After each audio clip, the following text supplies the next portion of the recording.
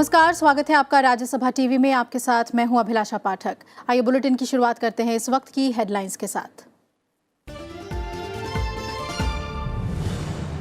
जम्मू कश्मीर में तेजी से सामान्य हो रहे हैं हालात। जम्मू के शहरी इलाकों में हटाई गई धारा 144। कल से खुलेंगे स्कूल कॉलेज। राष्ट्रीय सुरक्षा सलाहकार अजीत डोभाल ने जम्मू कश्मीर के राज्यपाल सत्यपाल मलिक से सुरक्षा स्थिति पर की चर्चा। सुरक्षा बलों की ओर से आम जनता को किसी भी तरह की परेशानी न होने का निर्देश।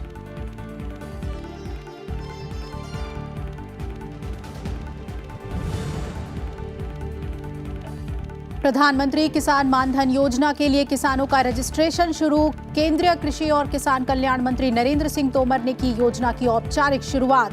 2 हेक्टेयर तक जमीन रखने वाले किसानों को 60 साल का होने पर मिलेगी न्यूनतम 3,000 रुपए मासिक पेंशन।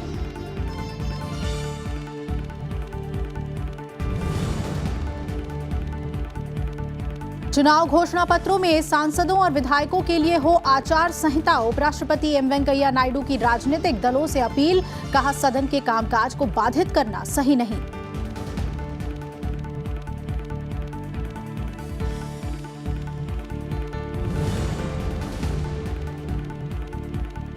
कांग्रेस को बड़ा झटका। वरिष्ठ नेता भुवनेश्वर कलिता बीजेपी में हुए शामिल। 4 राज्यों में आगामी विधानसभा चुनाव के लिए बीजेपी पदाधिकारियों की नियुक्ति। नरेंद्र सिंह तोमर को हरियाणा और प्रकाश जावड़ेकर को दिल्ली का बनाया गया प्रभारी। भूपेंद्र यादव को महाराष्ट्र और ओम माथुर को झारखंड की मिली जिम्मेदारी।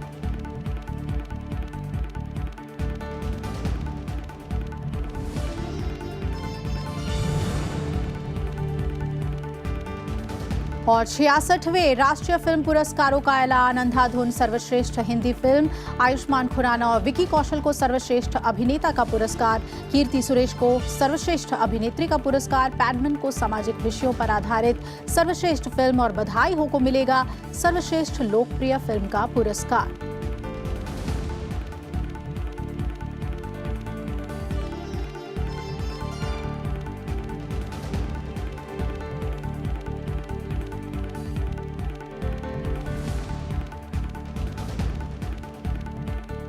और खबरों में सबसे पहले बात करेंगे जम्मू कश्मीर से जुड़ी हुई, जहां अनुच्छेद 370 हटाने के फैसले को लेकर राज्य के कई शहरों में एहतियातन लागू किए गए धारा 144 को जम्मू शहर से हटाने का फैसला लिया गया है।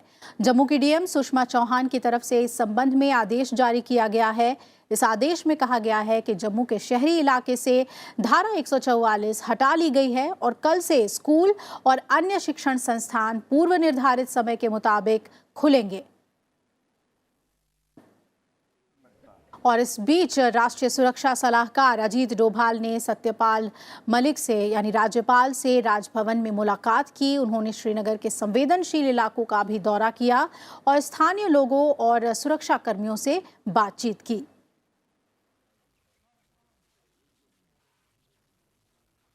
तो जम्मू कश्मीर से धारा 370 हटाए जाने से बौखलाए पाकिस्तान को भारत ने एक बार फिर ये समझाया है कि वो कोई भी फैसला जल्दीबाजी में ना ले और अनुरोध किया है कि राजनयिक और व्यापारिक संबंधों में शिथिलता लाने के निर्णयों पर वो एक बार फिर विचार करे। इसलिए भारत ने अभी तक पाकिस्तान से अपने उच्चायुक्त अजय बिसारिया को वापस नहीं बुलाया है। विदेश मंत्रालय ने पाकिस्तान को सलाह दी है कि वो नर्वसनेस में कोई निर्णय ना ले।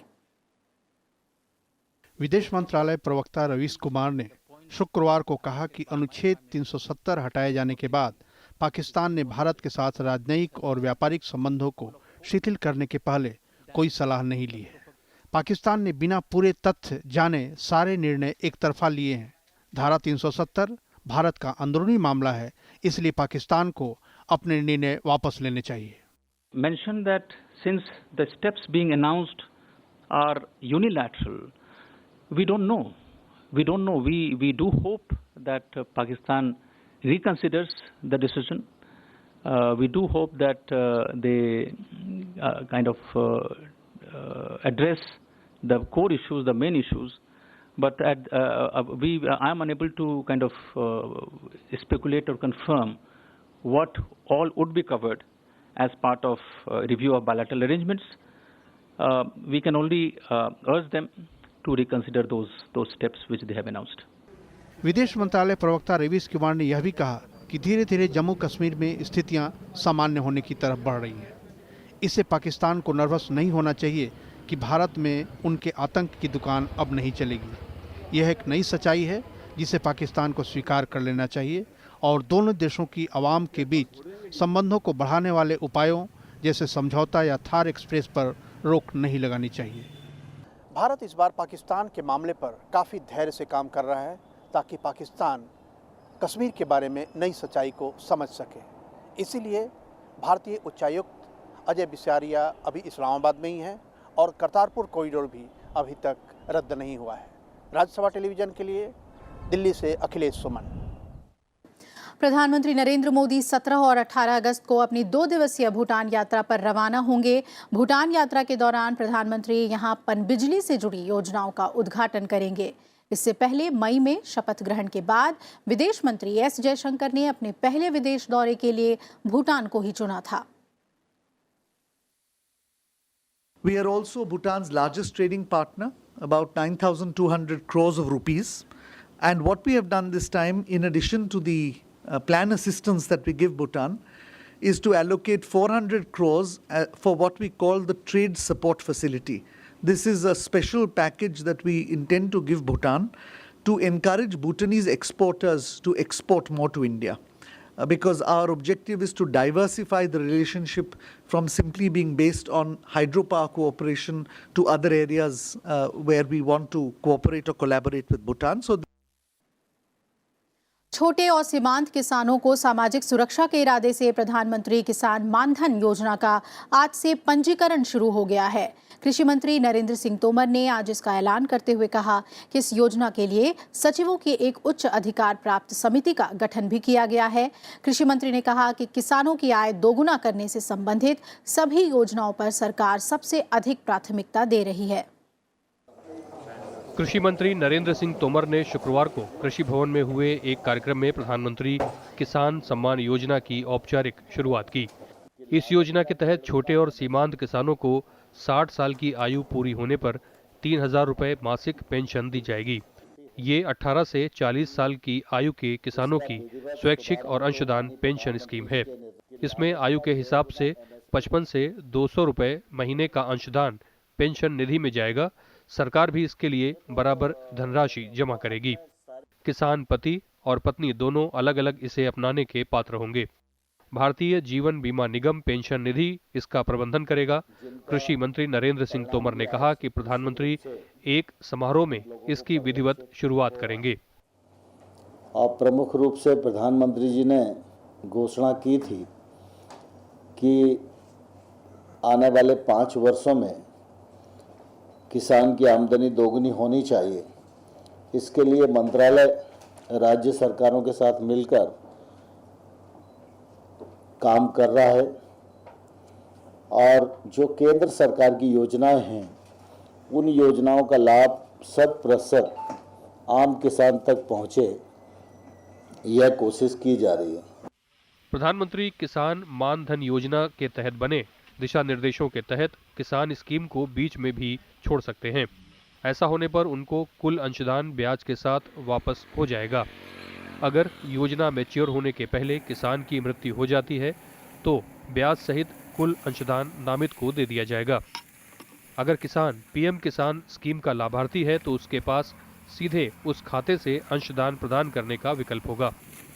नियमित अंशदान न जमा करने की स्थिति में ब्याज के साथ जमा करने की भी अनुमति होगी। स्कीम का प्रारंभिक नामांकन कॉमन सेवा केंद्र यानी CSC में जाकर किया जा सकता है। केंद्र इस बाबत 30 रुपए शुल्क लेगा जिसका भुगतान भी सरकार करेगी।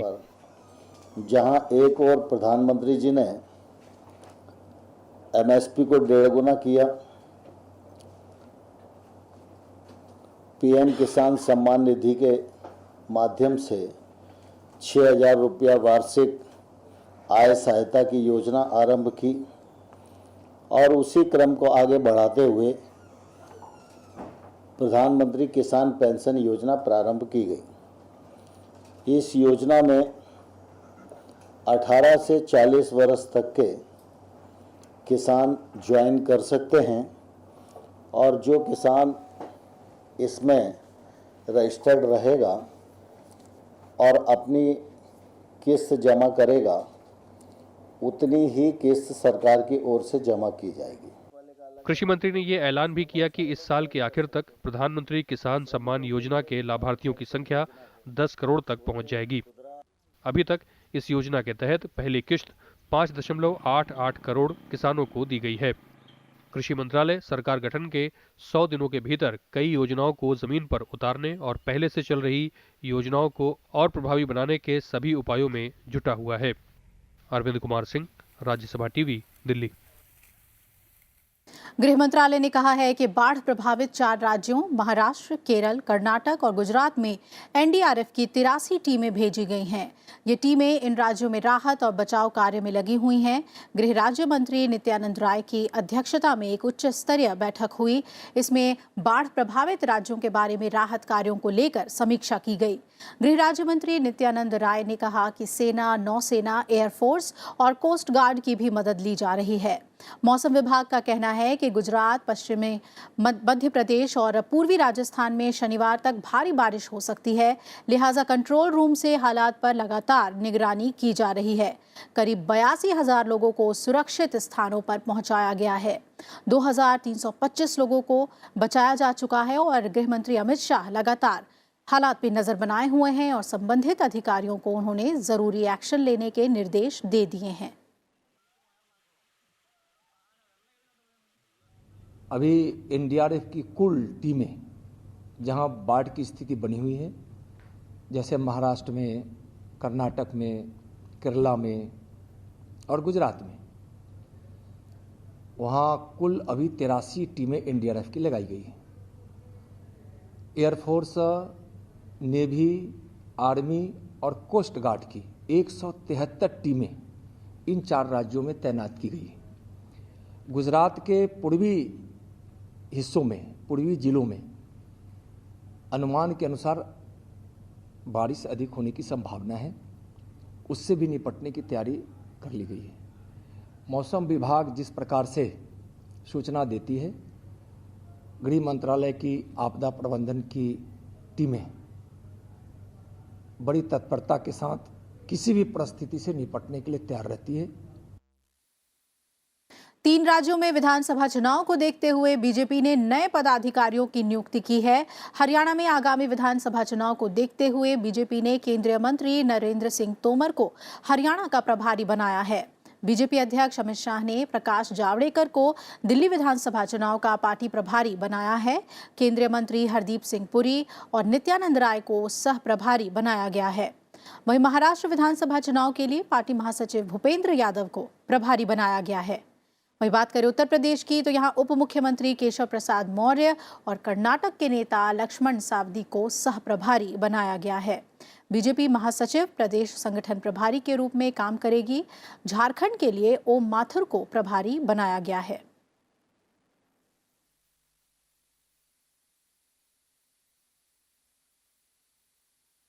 कांग्रेस के वरिष्ठ नेता और राज्यसभा में पार्टी के चीफ व्हिप रहे भुवनेश्वर कालिता आज बीजेपी में शामिल हो गए हैं। भुवनेश्वर कालिता अनुच्छेद 370 पर पार्टी के रुख से सहमत नहीं थे और सोमवार को राज्यसभा की सदस्यता से उन्होंने इस्तीफा दे दिया था।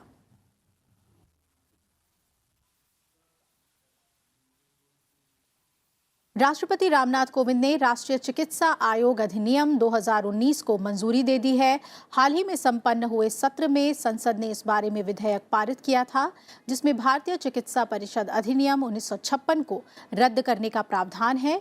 नए कानून में राष्ट्रीय चिकित्सा आयोग बनाने का प्रावधान है, जो चिकित्सा संस्थानों और चिकित्सा व्यवसायियों के विनियमन के लिए नीतियां तैयार करेगा।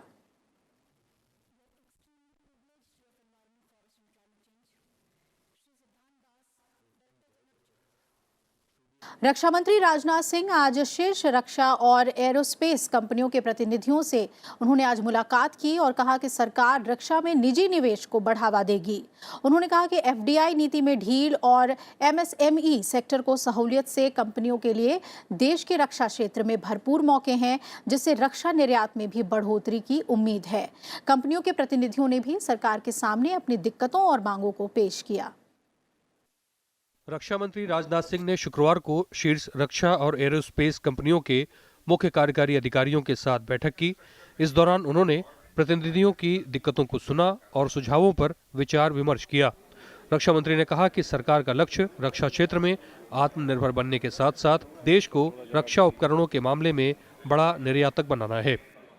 डिफेंस सेक्टर में गवर्नमेंट प्राइवेट इंडस्ट्री को इनकरेज करना चाहती है और साथ ही साथ हम यह भी चाहते हैं कि डिफेंस पीएसयू एवं ऑर्डिनेंस फैक्ट्री बोर्ड और भी ये मजबूत बने और भी ये सुदृढ़ बने। सेकंड, हमारी निजी मार्केट के अलावा डिफेंस और एरोस्पेस के क्षेत्र में एक्सपोर्ट के लिए बड़ा अवसर है। रक्षा क्षेत्र में निजी निवेश को बढ़ावा देने के साथ साथ सरकार सार्वजनिक क्षेत्र के उपक्रमों और आयुध निर्माण बोर्ड को मजबूत बनाने की दिशा में काम कर रही है और बैठक में सरकार की ओर से मिले आश्वासन से प्रतिनिधि संतुष्ट भी नजर आए। It will be good for the companies in India to focus on exports in a big way than to focus only on domestic. But domestic supply can be a starting point, but that cannot be the end. And in that sense, if foreign direct investment is allowed 100% freely allowed, right now it is 49%, 100% is case to case basis. Perhaps government should think about allowing 100% FDI freely, so that even if screwdriver technology comes into the country, it will create jobs, it will create knowledge in the country. ज़्यादा time लग रहा है आने में और निकलने में, तो उससे जितनी डिफेंस की एग्जिस्टिंग कंपनियां हैं, चाहे बाहर की चाहे इंडिया की, उनकी थोड़ी हताशा हो रही है कि भाई बहुत टाइम लग रहा है। जो ऑर्डर 6 महीने में आना चाहिए वो 6 साल लग रहा है। तो वो प्रोसीजर्स कैसे फास्ट करे जाएं जिससे कि ये एग्जीक्यूशन का काम और ऑर्डर जब रिलीज़ होने लगेगा, जब ऑर्डर आने लगेगा तो ऑटोमेटिकली वो उससे बहुत बढ़िया क्रिया शुरू हो जाएगी और मेक इन इंडिया में काम शुरू बहुत तेज़ी से हो जाएगा। Mantri himself went through the answers and actually provided us with a firm commitment that he is serious. He is serious about making sure that the ministry supports industry and really works, hand in glove with industry to sort of accelerate. रक्षा मंत्री ने कहा कि रक्षा उत्पादन बढ़ाने के लिए देश की लघु, सूक्ष्म और मध्यम उद्योग को लाइसेंस या मंजूरी जैसी दिक्कतों को दूर किया गया है, जिसके चलते इस साल करीब 450 लाइसेंस को मंजूरी दी गई है, जबकि 2014 में ये आंकड़ा महज 215 ही था। उन्होंने बताया कि बीते वित्त वर्ष में रक्षा उत्पादन 80,000 करोड़ रुपए का रहा। रक्षा मंत्री ने यह भी कहा कि स्वदेशी तकनीक के विकसित होने के लिए भी स्टार्टअप को बढ़ावा दिया जा रहा है। देशी और विदेशी रक्षा उत्पादन कंपनियों की रक्षा मंत्री से मुलाकात हुई और उसके बाद वो काफी संतुष्ट नजर आए। इस मुलाकात के दौरान एफडीआई से लेकर जीएसटी और कंपनियों को ऑर्डर मिलने में देरी के मुद्दों पर भी चर्चा की गई। सरकार की कोशिश है कि भारतीय रक्षा कंपनियों को न सिर्फ निर्यात के क्षेत्र में बढ़ावा दिया जाए, बल्कि साथ ही भारत के रक्षा क्षेत्र को खुद में सेल्फ रिलायंट यानी कि खुद पर आत्मनिर्भर भी बनाया जाए। दिल्ली में निहाल सिंह गौतम के साथ पंचानन मिश्रा, राज्यसभा टीवी। नीति आयोग चौथे वुमेन ट्रांसफॉर्मिंग इंडिया अवार्ड्स 2019 का आयोजन करेगा। इसमें हिस्सा लेने के लिए नामांकन प्रक्रिया शुरू हो गई है। देश में महिला उद्यमियों को बढ़ावा देने के लिए वुमेन ट्रांसफॉर्मिंग इंडिया अवार्ड्स का आयोजन किया जाता है। ये अवार्ड संयुक्त राष्ट्र के साथ साझेदारी के साथ होगा। इसके अलावा लोकप्रिय मैसेजिंग ऐप कंपनी व्हाट्सएप, सरकारी थिंक टैंक नीति आयोग के साथ मिलकर महिला उद्यमियों की क्षमता बढ़ाने के लिए साल भर कार्यक्रम चलाएगी और नीति आयोग के वुमेन ट्रांसफॉर्मिंग इंडिया WTI पुरस्कार 2019 की विजेताओं को व्हाट्सएप $1 लाख यानी करीब 69 लाख रुपए की सहायता भी देगी। WEP.gov.in पर अवार्ड के लिए नामांकन किया जा सकता है। अवार्ड लॉन्च के मौके पर दिल्ली में UN रेजिडेंट कोऑर्डिनेटर रिनेटा और नीति आयोग के CEO अमिताभ कांत भी मौजूद रहे। As long as anybody based anywhere in the world is helping us to transform India, any women, entrepreneurship, transforming India, 3 criteria. We welcome everyone. धरती को हरा भरा और स्वच्छ बनाने के लिए हर एक को वृक्षारोपण करना चाहिए। उपराष्ट्रपति एम वेंकैया नायडू ने आज संसद भवन परिसर में वृक्षारोपण के दौरान लोगों से ये अपील की। उन्होंने कहा कि पेड़ परिस्थिति तंत्र का संतुलन बनाने और जैव विविधता को बचाने में मदद करते हैं। इसके अलावा उपराष्ट्रपति ने जल संरक्षण को जन आंदोलन बनाने और सामाजिक बुराइयों से छुटकारा पाने पर भी जोर दिया। भारत छोड़ो आंदोलन दिवस के मौके पर संसद भवन परिसर में शुक्रवार को वृक्षारोपण कार्यक्रम का आयोजन किया गया। उपराष्ट्रपति एम वेंकैया नायडू ने भी इस कार्यक्रम में शिरकत की और वृक्षारोपण किया। इस मौके पर उपराष्ट्रपति ने जलवायु परिवर्तन को एक बड़ी चुनौती बताया। उन्होंने कहा कि बेहतर भविष्य के लिए पर्यावरण के अनुकूल दृष्टिकोण अपनाने की जरूरत है ताकि देश की पारिस्थितिकी तंत्र और प्रकृति की रक्षा हो सके। उपराष्ट्रपति ने कहा कि बच्चों और युवाओं को इस तरह के रचनात्मक कार्यक्रमों में सक्रिय रूप से भाग लेना चाहिए।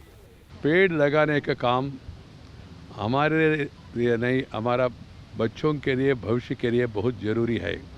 पेड़ लगाना, उसको संरक्षित करना बहुत महत्वपूर्ण काम है। मैं कहता हूँ एक पवित्र काम है। कारण क्या है, प्रकृति को संरक्षण करें हम लोग, प्रकृति हमारा संरक्षण करेगा। इसलिए मैं कहता हूँ love and live with the nature, nature culture together for better future. वृक्षारोपण करने के अलावा उपराष्ट्रपति ने लोगों से वर्षा के जल संचय को बढ़ावा देने और बड़े पैमाने पर जल संरक्षण करने का आह्वान भी किया।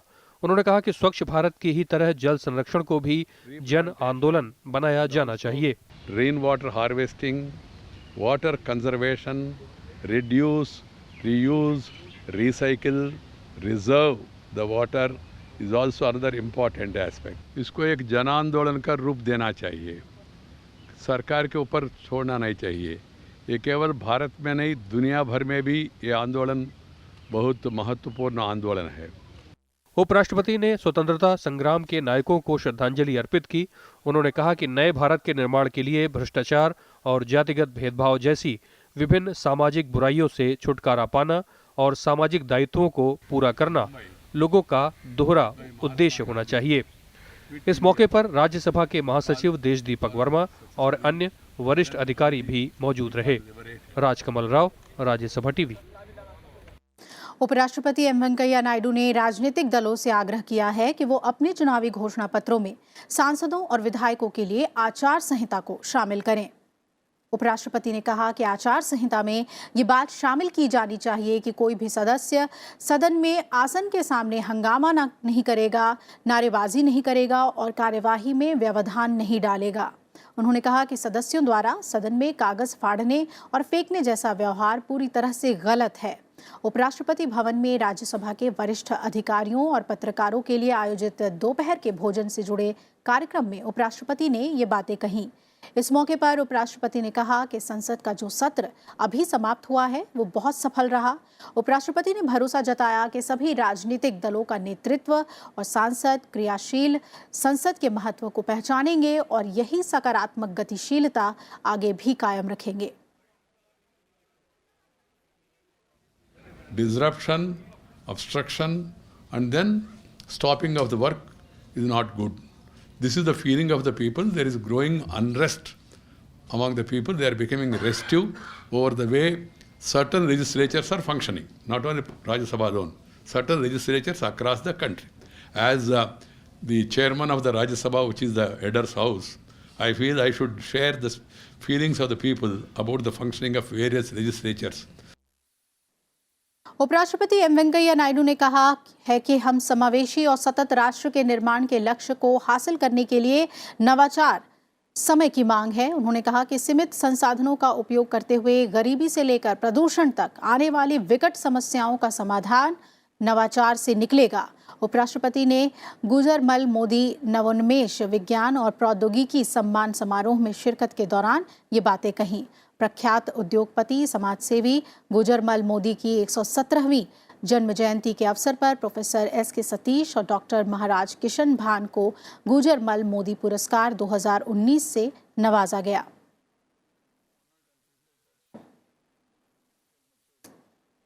Transform the nation, transformation. Transformation of what? Transformation of the lives of the people. The suppressed people, oppressed people, depressed people, the backwards, the people living in the rural area, the women, the socially disadvantaged groups or physically challenged groups. Everyone should get some benefit. They should all become partners in this development. That is what is called as inclusive growth. That is the purpose of transformation. What is this science? What is this research? What is this innovation? Research and science and innovation and technology, the main aim, purpose is to make the people's life more comfortable, more happy. Bharat छोड़ो आंदोलन की 77वीं वर्षगांठ के मौके पर राष्ट्रपति रामनाथ कोविंद ने राष्ट्रपति भवन में अब से थोड़ी देर पहले स्वतंत्रता सेनानियों का सम्मान किया। इस मौके पर उपराष्ट्रपति एम वेंकैया नायडू और प्रधानमंत्री नरेंद्र मोदी समेत कई गणमान्य लोग मौजूद थे। महात्मा गांधी के आह्वान के बाद 1942 में आज ही के दिन भारत छोड़ो आंदोलन शुरू हुआ था।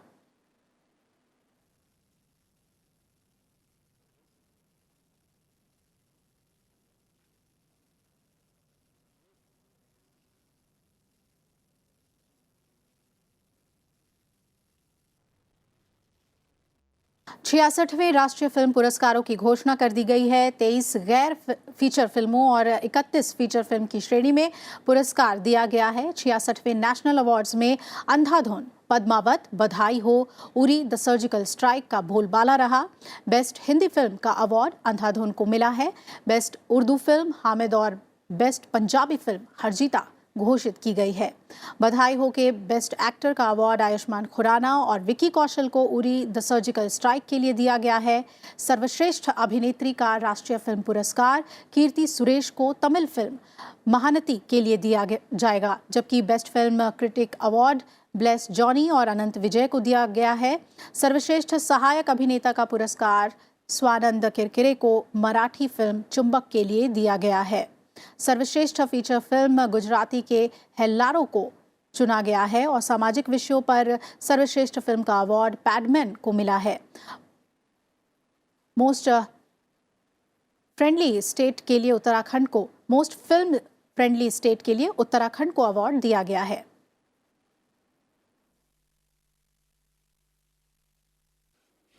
The best direction goes to Uri the Surgical Strike. Okay, the director is Aditya Dhar. He was also a debut director, and again a choice had to be made there. So he is the best director, and he's told the story of Uri, which is a true story, in a very realistic and compelling fashion. So Aditya gets the Best Director's Award, and the final award for the best feature film goes to a Gujarati film called Hellaru. Hellaru, where the 12 women as a unit shared the jury award. This is that film, Hellaru. It is the strongest statement which can be made about women's empowerment and their complete fight against a patriarchal society. And it's all told through dance. और इसी के साथ इस bulletin में फिलहाल मेरे साथ इतना ही। आप जुड़े रहिए राज्यसभा टीवी के साथ। नमस्कार।